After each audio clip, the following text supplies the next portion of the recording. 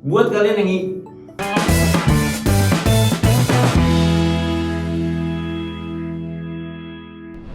Hai, balik lagi di review Gak Penting Latihan Musik. Dan kali ini gue mau ngomongin sebuah film yang jumlah jagoannya nih ngelebihin jumlahnya Power Ranger nih, atau jumlah teman-temannya Kabutaku. Ya kalau lo inget kan Kabutaku tuh kayaknya cuma berenam deh kalau nggak salah. Power Ranger juga paling banyak 6 orang. Nah film ini langsung 10 orang jumlah jagoannya. Yes, apalagi kalau bukan film terbaru dari Marvel Cinematic Universe, Eternals. When you said goodbye.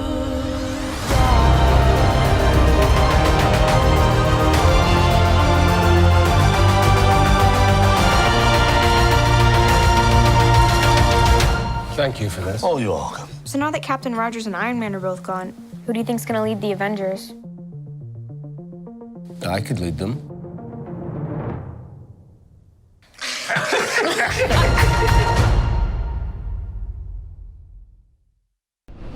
Buat kalian yang ngikutin banget Marvel Cinematic Universe, pasti kalian udah paham banget kalau MCU sekarang udah masuk ke fase keempatnya nih.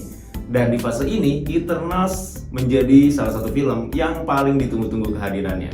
Gimana enggak? 10 tokoh yang digadang-gadang paling jago, paling kuat, paling gokil bakal ketemu di dalam satu film, dan masing-masing akan menunjukkan kekuatannya. Secara arti aja, Eternals kan artinya abadi ya, jadi bakal susah deh tuh kalahnya, namanya juga abadi. Tapi yang ini Eternals aja ya, nggak usah pakai flame, ntar malah nyanyi lagi loh. Tapi sayangnya Eternals hadir dengan predikat film MCU terburuk. Seenggaknya itu kata Rotten Tomatoes yang ngasih review jelek banget ke film ini. Selain predikat tersebut, Eternals juga hadir dengan beberapa isu yang membuat film ini tidak bisa tayang nih di beberapa negara, termasuk Indonesia awalnya. Tapi akhirnya Eternals resmi tayang di Indonesia dengan beberapa adegan yang udah disensor ya tentunya ya. Ya rumah produksi yang awalnya nggak mau adegannya dipotong sana sini, akhirnya harus ngalah juga nih demi cuan.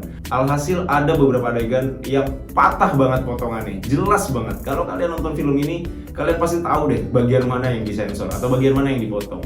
Secara rating film di sini kan 13+ ya, Eternals itu masuk ke rating 13+, jadi kalian nggak bakal nemuin adegan-adegan kissing atau adegan yang menggambarkan LGBTQ secara lugas di Eternals di Indonesia. Tapi ya udahlah ya, kalau ngomongin isu segala macam itu mah media-media lain dan review-review film lain udah banyak yang bahas. Sekarang kita bahas yang seru-serunya aja. Bukan hal yang mudah untuk memperkenalkan 10 tokoh utama. Gue inget-inget dulu. Ajak, Ikari, Cersei, Sprite, Tina, Gilgamesh, Druid, Makari, Kino, dan Pastos. Tapi Eternals berhasil membagi dengan adil pengenalan 10 tokoh ini yang tertata dengan rapi. Hampir gak ada celah, hampir ya. Karena menurut gua masing-masing potensi dari tokoh-tokoh yang ada ini nggak dikeluarkan secara maksimal gitu. Tiap tokohnya, makanya tadi gue bilang adil, karena tiap tokohnya nggak keluar secara maksimal. Alurnya yang maju mundur juga memaksa kita untuk cerdas nih, memetakan setiap kejadian waktunya. Tapi tenang aja, tetap kok ada panduan waktu di dalam filmnya. Tapi ya tetap, nontonnya harus sedikit lebih mikir, nggak boleh ada yang kelewat. Kalau kalian bertanya-tanya juga, waktu Avengers lagi sibuk-sibuknya ngelawan Thanos, ini 10 orang karang taruna ciptaan Celestial ini pada kemana nih? Kok nggak ada yang bantuin? Nah, di film ini terjawab nih semuanya nih. Nggak cuma satu scene, tapi ada beberapa scene yang menceritakan kejadian waktu Avengers lagi sibuk-sibuknya ngelawan Thanos. Yang di film itu kejadiannya adalah 5 tahun sebelumnya, waktu Thanos ngeblip itu. Jadi jelas, bukan karena si Eternals ini sombong, gak level, jadi nggak mau bantuin ngelawan Thanos, tapi ya semuanya terjawab nih di film ini. Perbedaan yang digambarkan dalam film ini juga menurut gue menjadi bagian yang bagus ya. Seenggaknya menurut gue, suku dan ras seperti merata, setiap benua tuh ada perwakilannya. Orientasi seksual nggak usah diomongin lagi, dari awal film ini ada, isunya udah panas banget. Teman-teman yang mempunyai keterbatasan juga ada perwakilannya. Ya pokoknya seperti janji Eternals di awal mereka launching, bahwa mereka akan memperkenalkan superhero LGBTQ dan juga superhero tunarungu pertama. Jadi apapun lu, siapapun lu, lu juga bisa kok menjadi sesuatu tanpa harus membeda-bedakan dengan yang lain. Gak perlu malu, gak perlu minder, karena pelangi juga indah ya karena warna-warni kan. Satu lagi yang gak boleh kelewat dalam film ini adalah plot twist yang gak ketebak dalam film ini. Kalian tuh kayak gak bisa bedain mana protagonis, mana antagonis, dan juga konflik yang hadir di dalam Eternals ini. Konfliknya ternyata gak cuma dari eksternalnya internal aja, tapi juga ada konflik internal. Eternal, susah banget ngomongnya. Nggak cuma konflik eksternalnya Eternals, tapi ada juga konflik internalnya Eternals. Ya, susah banget ngomongnya. Kalau dibandingkan dengan dua film sebelumnya, Black Widow dan Shang-Chi, jelas Eternals ada setingkat di bawahnya. Ya, nggak buruk-buruk amat lah, cuma beda aja. Dan ini keren karena berarti si sutradara berhasil membuat dunia baru di dalam Marvel Cinematic Universe. Dan setidaknya di dalam film Eternal ini ada pengenalan tokoh-tokoh baru untuk film-film kedepannya. Mungkin nanti ini gue bahas kali ya, tokoh-tokoh yang dikenalkan atau film-film yang ada di dalam film Eternal. Ya pokoknya itu apapun, nanti kayaknya gue mau bikin videonya juga sih.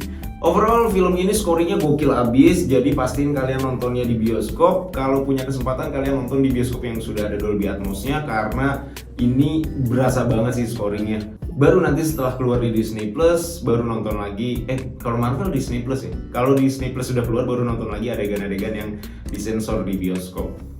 Nggak tahu sih kalau on demand gitu kena sensor atau enggak. Sejauh ini sih HBO Go dan Netflix tuh anti sensor ya sampai sejauh ini. Tapi kalau Disney Plus nggak tahu. Kalau misalnya Disney Plus juga nggak ada sensor, berarti kan bisa ditonton secara full tuh film Eternals ini. Jadi bisa ngeliat yang tidak bisa dilihat di bioskop. Gitu aja dulu review nggak penting tentang film Eternals. Jangan lupa untuk selalu menerapkan protokol kesehatan 5M, memakai masker, mencuci tangan, menjaga jarak, menjauhi kerumunan, dan mengurangi mobilitas. Semoga Indonesia cepat terbebas dari pandemi ini. Gue Rian Usik, sampai ketemu di video selanjutnya. Bye-bye.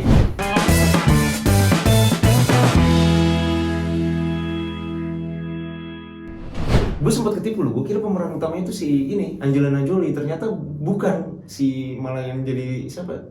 Gak macan apa namanya yang jadi Sensi masker kali ya, Sensi. Ya pokoknya gitu deh. Salma Hayek juga gak gitu-gitu amat.